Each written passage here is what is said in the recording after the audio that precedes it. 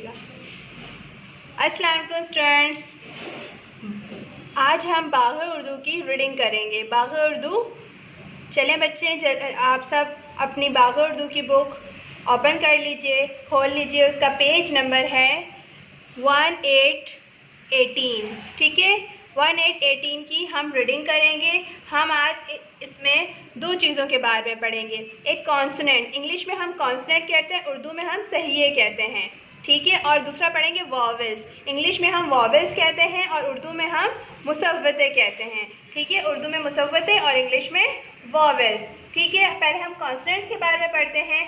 Consonants के बारे में हम क्या पढ़ते हैं? सूतिया, जिसकी अदायगी में सांस थोड़ा बहुत रुकता है और जो बग़ैर मुसव्वते के आवाज़ नहीं देता।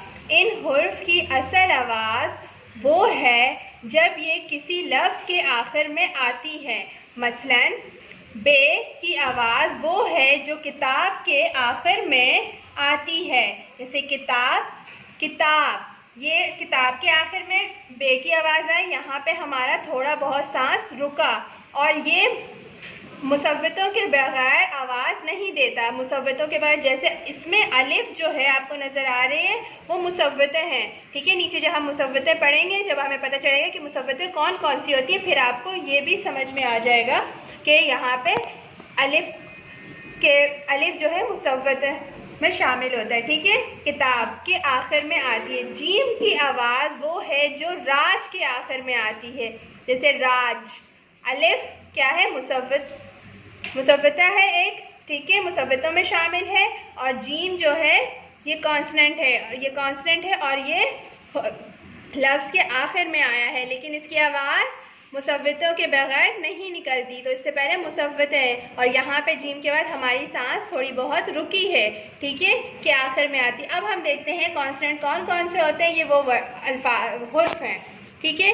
बे, पे, ते, टे, से, जीम, चे, हे, खे, दाल, डाल, जाल, रे, रे, जे, जे, सीन, शीन, स्वाद, ज़्वाद, तोय, ज़ोय, ऐन, गैन, फे, काफ, काफ, गाफ, लाम, मीम, नून और है, ठीक है।